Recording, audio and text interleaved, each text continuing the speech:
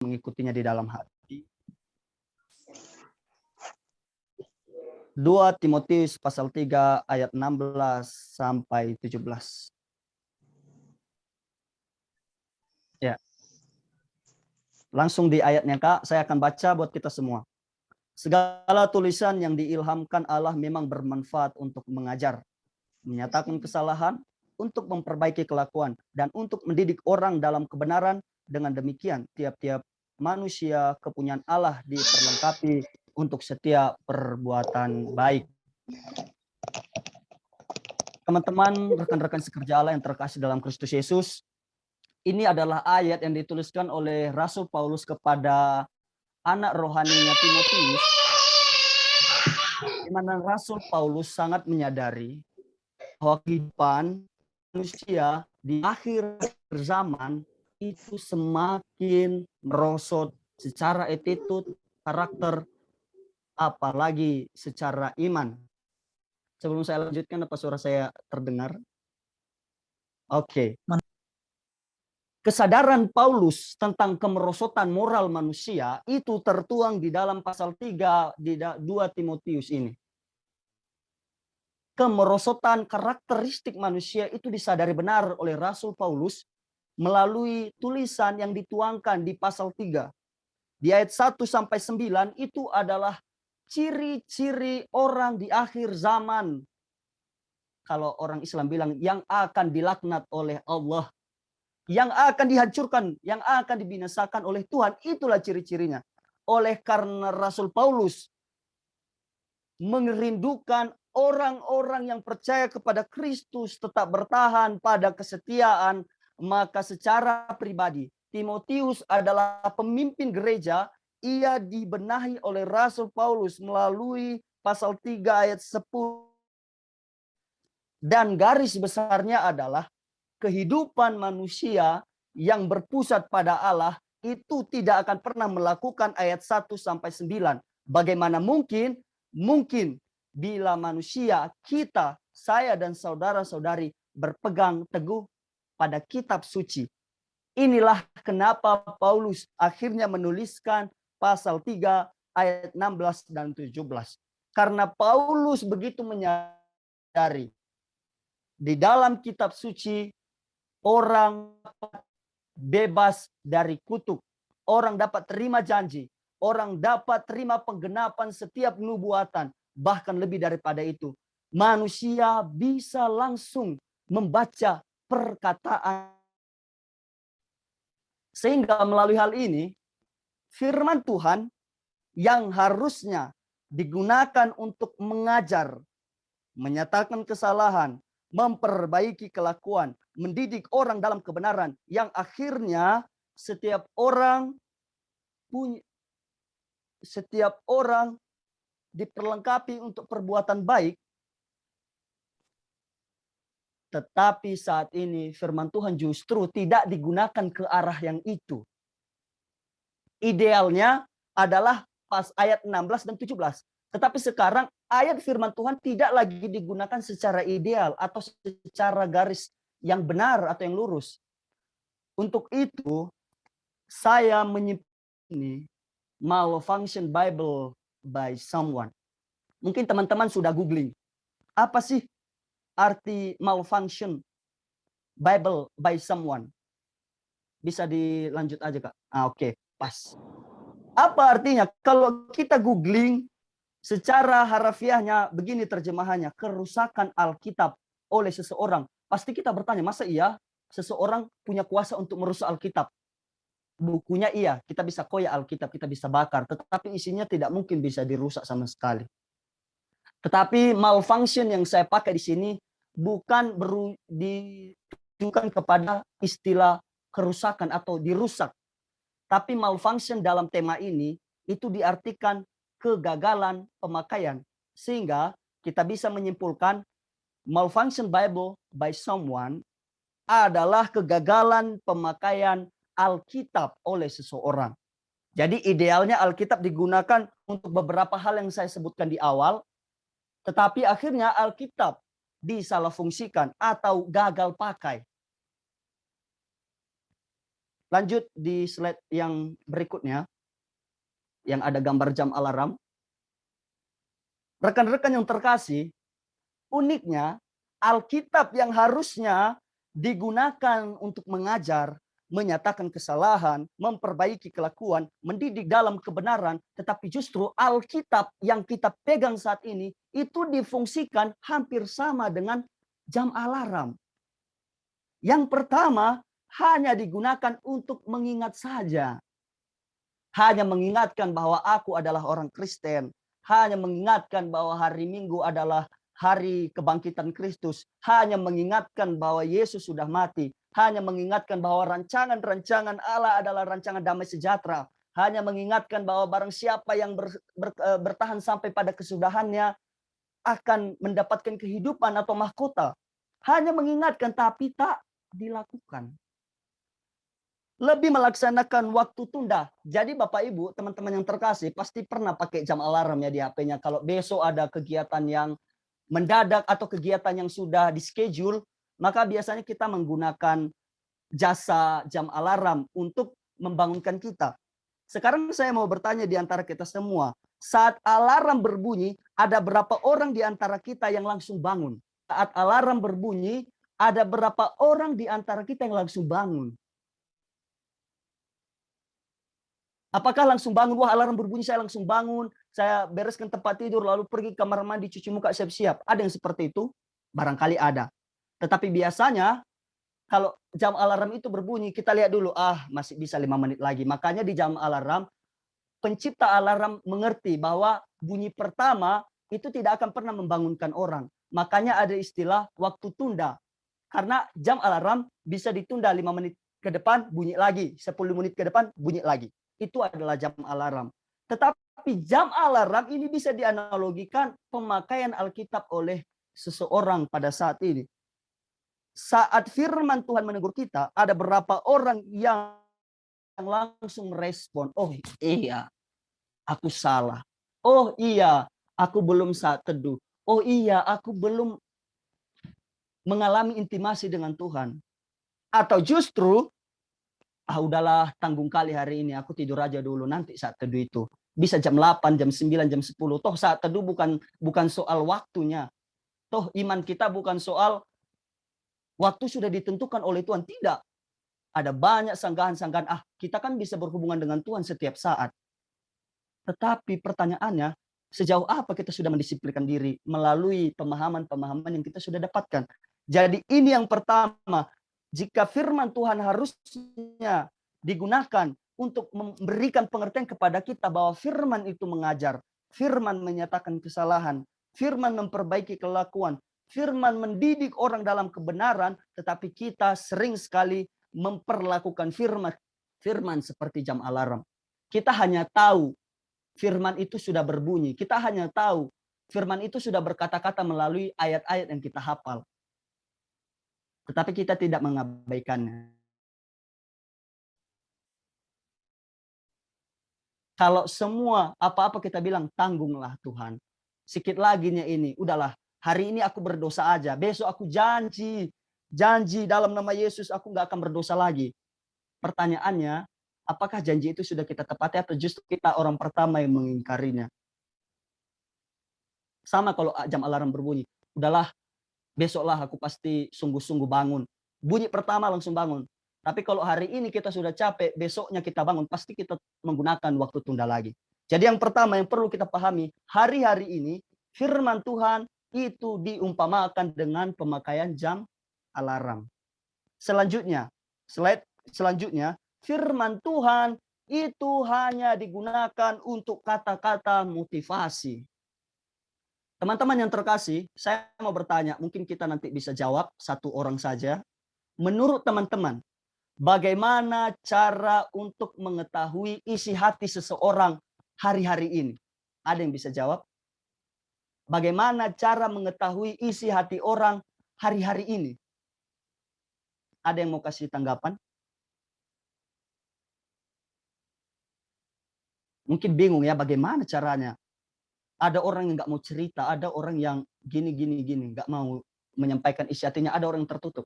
Tetapi garis besarnya, sekalipun tidak semua, percaya atau tidak, cara yang paling jitu untuk mengetahui isi hati orang saat ini, pada zaman ini, lihat story WA-nya, lihat story IG-nya.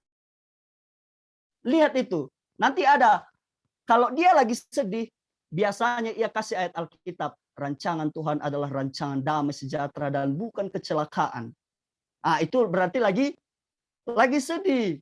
Kalau lagi putus harapan, lagi tidak semangat, hati yang gembira adalah obat. Sedangkan semangat yang patah mengeringkan tulang.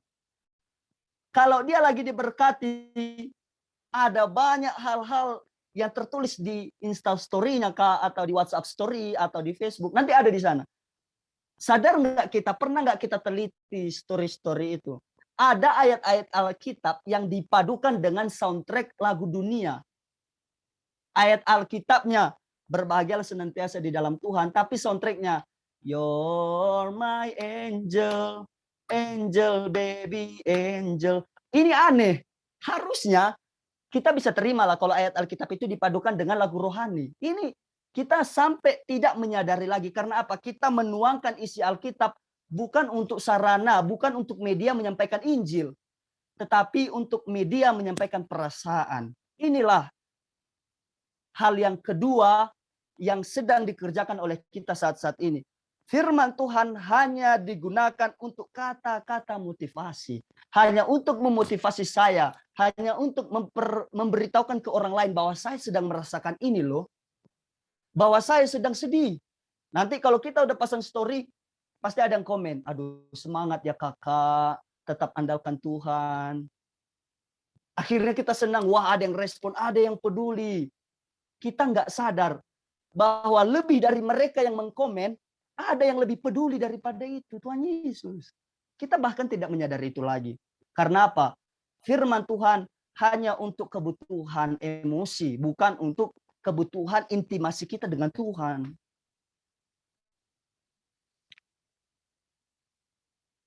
Ada banyak ayat yang dijadikan sebagai apa? Sebagai cara untuk menghasilkan penilaian agar kita terlihat rohani. Wah, luar biasa kakak ini ya. Ketika saya sharing ke kakak ini, wah semuanya rohani sekali. Wah puji Tuhan, berarti kakak ini dipakai Tuhan luar biasa. Bukan tidak boleh, teman-teman. Bukan nggak boleh. Tapi kita harus koreksi motivasi kita untuk pasang story, motivasi kita untuk menyampaikan ke orang lain apa. Nggak salah. Pasang story, ayat Alkitab tidak salah. Itu bagian dari penjangkauan jiwa-jiwa. Bisa saja melalui story kita orang lain yang sedang mengalami penderitaan, tekanan, bisa diberkati. Akhirnya mereka melihat kembali, oh kasih Tuhan sangat baik. Itu bagus motivasinya. Tetapi jika motivasinya hanya untuk yang sakit hati, hanya untuk menunjukkan bahwa kita sedang dilema, hanya untuk menunjukkan bahwa kita sedang sedih, sekarang tidak perlu seperti itu. Tidak perlu meminta perhatian dari dunia, karena perhatian sepenuhnya sudah Tuhan kasih. Tidak salah jika kita mau berbagi, tapi lihat motivasinya. Mungkin ada yang setuju, ada yang tidak. Tidak apa-apa, itu kembali ke kita. Merenungkan seperti apa kedalaman firman. Jika selama ini kita menggunakan firman hanya untuk menunjukkan bahwa kita sedang mengalami sesuatu, bukan untuk menjangkau orang, bukan untuk memberkati orang, perbaiki. Tidak ada kata terlambat selagi nyawa masih di kandung badan. Amin. Amin, pasti. Haleluya. Kemudian, selanjutnya, pemakaian Alkitab yang sering terjadi apa? Tool for judging. Alat untuk menghakimi. Saudara-saudara yang terkasih, Alkitab bukanlah dasar hukum bagi kita untuk menghakimi sesama. Tapi Alkitab akan memberitahukan bahwa kita dan sesama sama-sama harus dilahirbarukan tanpa mematikan karakter. Teman-teman, biasanya saya secara pribadi yang saya alami di dunia teologi, di kelas teologi, biasanya kalau kita lagi berdebat sama teman-teman, atau biasanya kalau kita lagi emosi, lalu teman-teman pasti jawab kita dengan ayat Alkitab. Kalau kita lagi marah, lalu ada yang melemparkan, orang yang menyatakan Bodohlah orang yang menyatakan sakit hatinya seketika itu juga. Kita terpukul. Saudara-saudara yang terkasih, menasihati orang, menegur orang, mendidik orang dengan ayat firman itu tidak salah. Karena itu ayat firman yang sedang kita baca tadi. Tapi ingat, menegur boleh, menghakimi jangan. Karena kita tidak pernah diangkat Tuhan untuk menjadi hakim oleh Tuhan untuk sesama kita. Kita nggak pernah diangkat Tuhan. Karena apa? Ayat firman bukan untuk menghakimi, tapi untuk kembali melihat sejauh mana kita sudah hidup dalam. Ini adalah hal yang ketiga yang perlu kita pahami. Bahwa sering sekali kita menegur orang. Teman-teman, kalau Anda sedang ditegur dengan ayat firman, tapi motifnya untuk menyudutkan teman-teman, motifnya untuk membuat dia terlihat kalah di depan umum, ingat itu salah. Menggunakan ayat Alkitab hanya untuk membunuh karakter seseorang tidak benar. Kalau kita menggunakan ayat firman untuk menegur seseorang dan membunuh karakternya, kita tidak beda dari orang yang kita tegur. Kalau orang yang kita tegur buruk kelakuannya, lalu kita tegur dengan firman untuk mematikan karakternya, sekali lagi ingat, kita tidak berbeda dari orang yang kita tegur. Artinya apa? Sama buruknya. Firman Tuhan yang baik, firman Tuhan yang benar, jika disampaikan dengan cara yang salah, bukan firman yang salah. Kita juga turut salah. Tuhan diolok-olok oleh orang lain. Jadi sekali lagi, firman Tuhan bukan untuk alat menghakimi. Slide selanjutnya, firman Tuhan sering sekali menjadi aksesoris. Teman-teman bisa lihat di belakang saya ini. Ini sudah saya buat beberapa bulan yang lalu. Ini ada beberapa ayat firman. Jika motif hanya untuk sebatas seni, apa artinya? Jika kita ngeprint ayat firman hanya sebatas artinya. Tapi sebelum saya menyampaikan firman ini saya print karena apa? Saya sadar bahwa saya adalah seorang yang pelupa. Jadi setiap saya bangun, saya akan baca. Ada ayat-ayat firman Tuhan. Ini membantu saya. Ini adalah media untuk menolong saya bahwa saya harus selalu merefleksikan diri. Selagi orang lain belum mengingatkan saya harus diingatkan oleh diri saya sendiri melalui perenungan firman. Cara terbaik yang saya lakukan seperti ini. Ini adalah saya. Tapi jika firman hanya untuk mempercantik ruangan, firman Tuhan hanya untuk menampilkan kita adalah seorang yang berkarakter rohani, juga tidak ada artinya. Karena apa? Karena ayat firman bukan untuk memperindah ruangan, melainkan memperindah diri kita dalam pengenalan yang benar akan Tuhan. Inilah fungsinya. Bukan untuk memperindah ruangan, tapi justru memperindah diri kita. Apa artinya kita tinggal di tempat yang bersih, tapi kita ada dalam kekotoran. Jika seandainya kita punya istana, lalu kita adalah pribadi yang kotor dan amburadul, berlumpur, baju kumel, nggak mandi 2 tahun, apa artinya? Jadi ingat, firman Tuhan bukan sebatas untuk memperindah ruangan, bukan sebatas untuk menunjukkan bahwa kita adalah orang-orang Kristen, tetapi justru untuk memperindah diri kita. Makanya di ayat yang kita baca untuk mengajar, menegur, mendidik, menyatakan kesalahan. Jadi ini adalah ayat firman yang harusnya kita kerjakan. Kita kembali di awal, jika kita melihat judul atau tema kita pada saat ini, malfunction Bible by someone. Kegagalan pemakaian Alkitab oleh seseorang. Mari kita lihat saat ini. Apakah kita termasuk dari orang-orang yang gagal dalam memakainya? Atau justru kita sudah benar dalam memakainya? Jika sudah benar, pertahankan. Tetapi jika kita merasa gagal, ingat, jangan merasa, oh aku terlambat. Tidak. Tuhan lebih tahu. Tuhan lebih senang jika kita mengaku dari benar, tetapi penuh dengan kesalahan, teman-teman. Sebagai kesimpulan kita pada malam ini, untuk melakukan kebenaran harus memiliki dasar yang benar.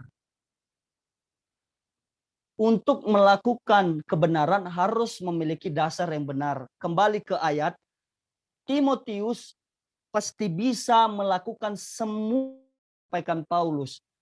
Karena apa? Dia punya dasar yang benar. Apa dasar yang benar? Tulisan yang diilhamkan, yaitu kitab suci.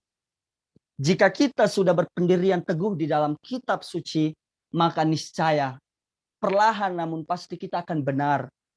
Atau kita merasa, aku nggak layak baca Alkitab, aku nggak layak melayani Tuhan karena aku belum sempurna. Hei, kesempurnaan tidak didapatkan ketika engkau sudah khatam Alkitab. Kesempurnaan tidak didapatkan ketika engkau pandai menafsir. Kesempurnaan tidak didapat ketika engkau hafal dari Kejadian sampai Wahyu. Tetapi kesempurnaan mau belajar sedikit demi sedikit. Karena Yesus berkata, marilah kepadaku semua yang letih lesu dan beban berat. Bukan, marilah semua kepadaku, bebanmu akan kulepas. Bukan itu. Tapi kita yang berbeban, kita yang letih lesu dan beban berat, Allah akan memberikan hook yang enak dan ringan. Bukan Allah melepas semua beban. Ya. Jadi untuk itu kita akan melakukan semua yang baik, pikiran kita baik, hati kita baik, perlakuan kita baik jika kita punya dasar yang baik. Dasarnya apa? Firman Tuhan. Karena apa? Untuk menegur, mendidik, mengajar. Dan kesimpulannya adalah dengan demikian tiap-tiap manusia kepunyaan Allah diperlengkapi untuk setiap perbuatan baik. Firman. Berbahagialah kita yang sering merenungkan firman. Karena sesungguhnya Tuhan sedang memperlengkapi kita untuk setiap perbuatan baik. Yang percaya katakan amin. Amin. Terima kasih teman-teman yang terkasih. Amin. Inilah harapan kita. Jika sejauh ini kita sudah lengah melakukan memfungsikan firman Tuhan, kita menyalahfungsikannya ke hal-hal yang lain. Kita hanya untuk menunjukkan siapa diri kita hanya untuk menunjukkan bahwa saya adalah Kristen, kita hanya untuk mempergunakan firman untuk menghakimi orang lain. Sekarang waktunya kita ditegur Tuhan, kita belajar. Karena apa? Seperti yang kita baca. Firman Tuhan untuk menegur, mendidik, mengajar kita semua. Jadi dengan demikian, kita rekan-rekan yang kasih di dalam komunitas OSBK diperlengkapi Tuhan semakin hari semakin dahsyat, diperlengkapi Tuhan semakin serupa dengan Kristus, sehingga kelak ketika Yesus datang pada kali yang kedua menjemput setiap kita tidak dipisahkan dan masuk ke dalam komunitas kambing, tetapi kita adalah bagian dari anak-anak domba Allah. Untuk itu mari kita berdoa. Terima kasih Tuhan buat firman yang telah Engkau sampaikan kepada kami melalui hamba-Mu Tuhan. Keterbatasan kami berpeluang seringkali berdosa.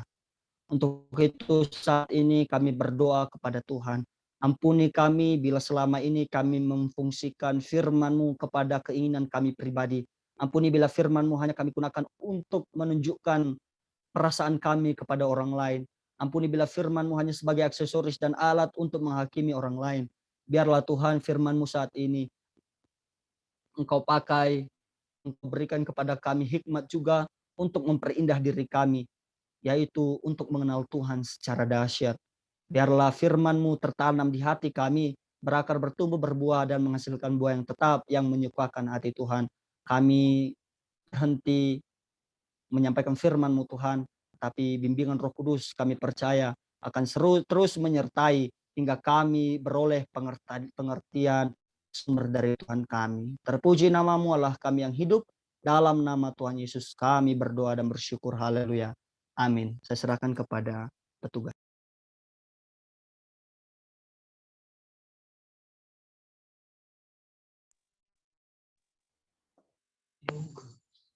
Ya, terima kasih firman-Nya.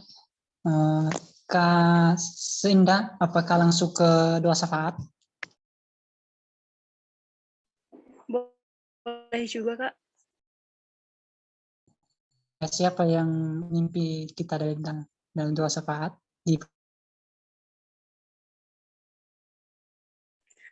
Oke, shalom semua. Selamat malam buat teman-teman. Apa kabarnya?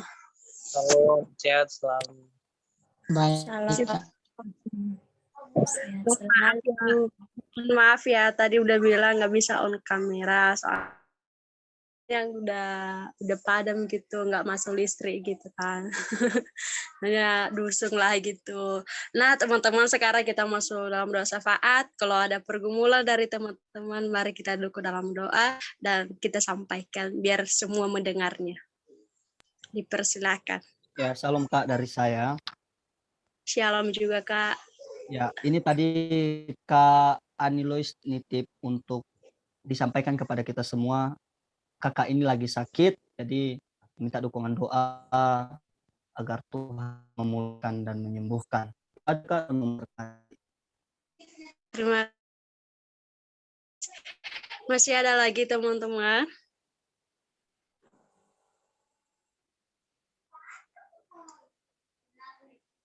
Halo, masih ada sukacita. Shalom Kak. Keluarkan dong sukacitanya. Harus semangat seperti hambanya tadi yang mengapanya firman Tuhan. Luar biasa. Haleluya. Masih ada? Atau cukup itu aja? Selalu didukung itu, Kak. Iya Kak Indah, Shalom Kak Indah. Shalom kakak cantik. Oh iya Kak, berhubung karena tadi ada yang minta dukungan doa dan tidak lari dari yang khotbah ya, Bang Syukur. Tadi minta dukungan doa, semoga dalam pelayanannya dilancarkan terus. Itu aja Kak, makasih. Oh, oke Kak, sama-sama.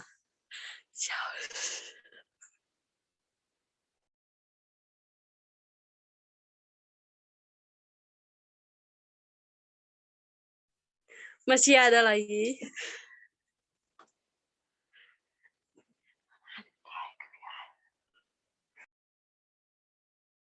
Doakan Kak Ida, donatur FSBK.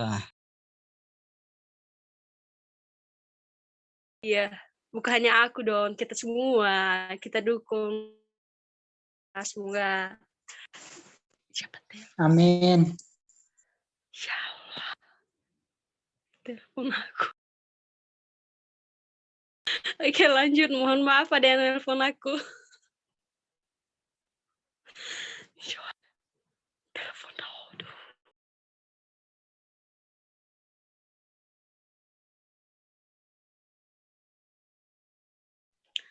Masih ada Halo? lagi? Gak ada kan? Mei. Halo? Halo. Aku kira nggak dengar tadi. Akan untuk kuliah masa akhir ini supaya terselesai dengan baik, dijauhkan dari hal-hal yang tidak diinginkan. Ada di sini sekretaris di gereja ini, di tempat saya melayani ini sakit. Jadi dia kecelakaan dalam beberapa bulan. Jadi dia sedang dalam pemulihan. Jadi kita doakan semoga, namanya Jenny Nadia Siaan. Jadi semoga kakak itu ini diberikan kesembuhan dan dana-dana yang juga dicukupkan. Itu saja. Terima kasih kakak. Tuhan pasti campur tangan untuk hamba ini yang sedang pemulihan.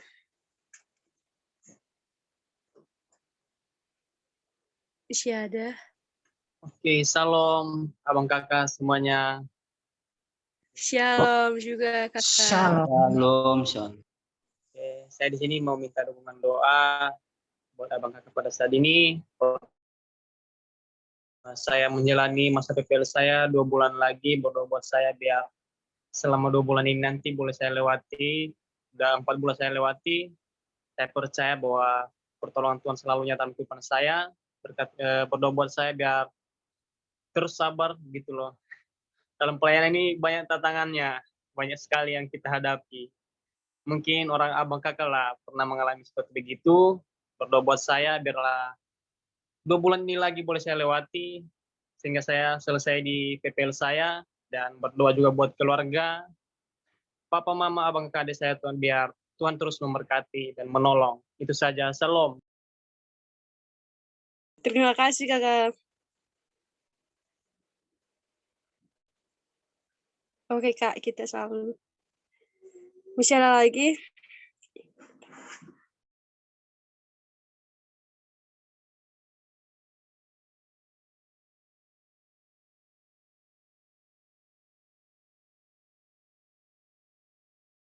Oke, mungkin nggak ada lagi teman-teman. Pokok doa yang sudah kita dengar malam ini bukan hanya saja aku yang doakan, mari kita mendukung dalam doa semua. Semoga pergumulan dari teman-teman dan yang membutuhkan doa pemulihan dan kita terus berdoa untuk mereka semoga cepat sembuh. Dan sekarang mari kita bersatu dalam doa. Allah Bapa kami di surga, Tuhan Yesus yang baik, kami kembali di hadapan-Mu untuk mengucap syukur di mana kasih-Mu sepanjang hari ini. Tuhan sudah mencukupi kebutuhan kami Bapa dari pagi, siang, sampai malam ini lah Bapa. Sehingga kami bisa melewati kehidupan kami pada hari ini Bapa, karena anugerah dan berkat Tuhan dan pertolongan dari Engkau Tuhan Yesus. Ya Tuhan Yesus, terima kasih Bapa, berkat-Mu yang Tuhan sediakan bagi kami, baik makanan dan minuman dan pakaian, kesehatan dan kekuatan Tuhan Yesus. Ya Bapa, itu semua bukan karena kekuatan kami dan kehebatan kami Bapa, melainkan karena anugerah Tuhan dalam hidup kami. Ya Bapa, sebelum kami menaikkan pokok doa kami pada malam ini Bapa, kami manusia biasa yang tak pernah lepas dari kesalahan Bapa, dari dosa-dosa Bapa. Kami mohon Bapa, ampunilah setiap dosa kami yang telah kami berbuat Bapa, baik dari tutur kata kami, pemikiran kami, isi hati kami Bapa, dan terutama dalam pekerjaan kami Bapa. Kami mohon ampunilah kami Bapa, supaya tidak jadi penghalang berkat anugerah-Mu dalam hidup kami. Ya Tuhan Yesus, terima kasih juga Bapa untuk kesempatan yang Tuhan komunitas USBK Bapak, sehingga kami bisa beribadah pada hari ini dengan penuh semangat dan sukacita dan kesediaan Bapak. Itu semua karena pertolongan dari Engkau Bapak, Bapak, sehingga kami bisa beribadah Bapak, sehingga ibadah kami ini dari awal tadi sehingga pertengahan kami akhirin Bapak nanti, sehingga bisa selesai dengan berjalan dengan baik Bapak, penuh penyertaan Tuhan. Ya Bapak, sehingga firman-Mu yang kami dengarkan pada hari ini Bapak, bukan hanya pendengaran saja Bapak, menjadi pelakunya Bapak, dan tanamkan dalam hati kami. Tuhan Yesus yang baik, berkati setiap komunitas kami ini Bapak yang sudah kami bentuk lah Bapak. Pakailah anak-anak muda Bapak untuk menjadi terang Bapak, untuk menjadi membawa sukacita dan damai bagi banyak orang lah Bapak. Haleluya. Ya Tuhan Yesus, kami juga berdoa Bapak buat teman-teman kami dimanapun mereka berada yang masih belum sempat joy pada malam pekerjaan atau ada halangan mereka Bapak. Tuhan berkatilah mereka Bapak, Tuhan jagalah mereka Bapak. Berkati setiap pekerjaan mereka Tuhan Yesus. Haleluya. Bapak, kami juga berdoa Bapak untuk Kak Oktagia yang sedang pemulihan Bapak.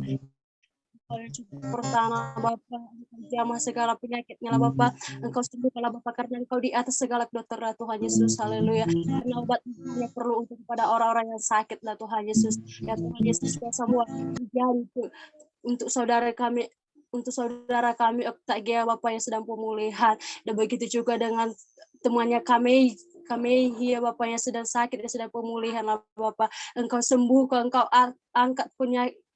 angkat penyakit mereka yang dalam tubuh mereka lah Tuhan Yesus. Haleluya. Ya Bapak, kami juga berdoa buat brother dan sister kami yang sedang pelayanan Bapak, yang sedang melanjutkan pelayanan mereka Bapak. Engkau pakailah mereka secara luar biasa Bapak. Engkau pakailah mereka Bapak, baik dari tutur kata mereka lah Bapak. Jadi kalau mereka terang bagi banyak orang lah Bapak. Pakailah mereka Bapak untuk memenangkan jiwa-jiwa anak muda Tuhan Yesus. Haleluya. Ya Tuhan Yesus yang baik, kami serahkan kami di tangan Bapak. Kami juga berdoa buat Kak Mei Bapak yang sedang menyelesaikan bidang studinya Bapak. Engkau semoga berjalan dengan baik Bapak. Segala hal-hal yang buruk kamu jauhkannya dari situ Bapak. Segala dan adanya yang dia butuhkan dan Tuhan permudahkan bagi dia lah Bapak. Kami juga berdoa buat Kak Ardin lah Bapak yang sedang mau pelayanan. Ya Tuhan, Engkau pakailah hamba-Mu itulah Bapak, dimanapun dia berada Bapak, dan berarti keluarga dia Bapak, buat keluarga dia Bapak bersehat. Haleluya. Dan keluarga dia ya Bapak, pada hari ini Bapak, bentar lagi kami berpisah di Zoom ini nanti Bapak, mungkin ada yang melakukan, mungkin ada yang juga aktivitas Tuhan berkatilah Bapak, dan Tuhan berkatilah apa jauh ke dari segala bahaya Bapak, Engkau yang hebat Bapak, Engkau yang melindungilah kami Bapak, inilah kami anak muda Bapak, pakailah kehidupan kami inilah Bapak, haleluya, pakailah kami untuk damai dan sukacita Bapak, pakai tutur kata kami tidak menyakiti hati ya Bapak, haleluya, ya Tuhan, ada pokok mungkin ada doa yang masih belum bisa pokok doa pergumulan dari teman kami yang masih belum disampaikan di hadapan Bapak. Tuhan sudah tahu dan Tuhan yang menjamin semua apa yang Engkau akan bagi kami Bapak. Engkau percaya penyertaan-Mu yang selalu ada bagi kami, tangan-Mu yang selalu meluruskan bagi kami lah Bapak. Penyertaan-Mu tak pernah meninggalkan kami Bapak. Engkau yang selalu menyertai kami dimanapun kami masing-masing Bapak. Berkati keluarga kami, orang tua kami dimanapun mereka berada, baik di perantauan yang ada di Nias juga Bapak. Berkatilah Bapak keluarga kami. Beri umur panjang buat keluarga, jadikan keluar orang tua kami Bapak, jadikan orang tua yang hebat luar biasa Bapak, dan membawa kami ke kebenaran Bapak, yang membimbinglah kami sesuai kebenaran-Mu Tuhan Yesus, haleluya. Ya Tuhan Yesus, kami serahkan jiwa raga kami di tangan Bapak, kiranya segala permintaan doa kami berlah kehendak-Mu yang terjadi Bapak, bukanlah kehendak kami. Terima kasih Bapak, terima kasih Tuhan, kami berdoa kami dalam nama Tuhan Yesus kami berucap syukur, haleluya, amin. Sekarang kami serahkan kepada hamba-Nya. Terima kasih Tuhan.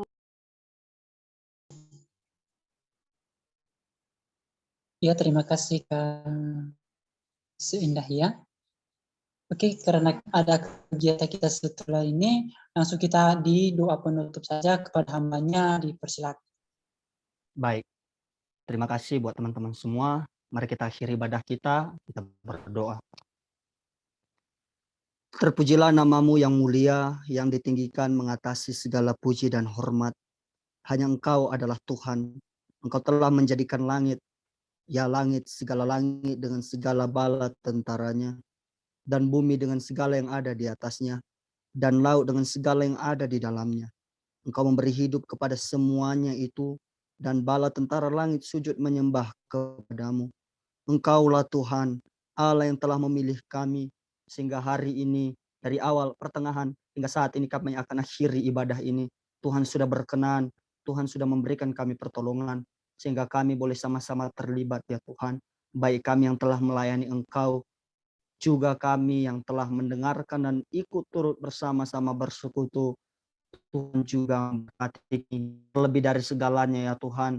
Biarlah iman yang teguh tetap Tuhan berikan kepada kami, sehingga kami menyadari bahwa kami adalah anak-anak yang telah Engkau pilih sejak semula, dan hari ini Engkau teguhkan panggilan tersebut, sehingga kami akan terus melayani Tuhan seumur hidup kami. Setiap pergumulan yang ada, kami serahkan ke dalam tangan-Mu. Bila malam ini kami akan berpisah-pisah, kami akan mengakhiri persekutuan ini. Kami percaya persekutuan yang manis oleh Roh Kudus senantiasa bersama-sama dengan kami dari saat ini sampai Maranatha Tuhan datang pada kali yang kedua, menjemput kami yang percaya kepadamu. Terpuji nama-Mu Allah kami yang hidup. Hanya di dalam nama Tuhan Yesus kami berdoa dan bersyukur. Haleluya. Sama-sama kita katakan amin. Tuhan Yesus memberkati. Shalom. Shalom. Ibadah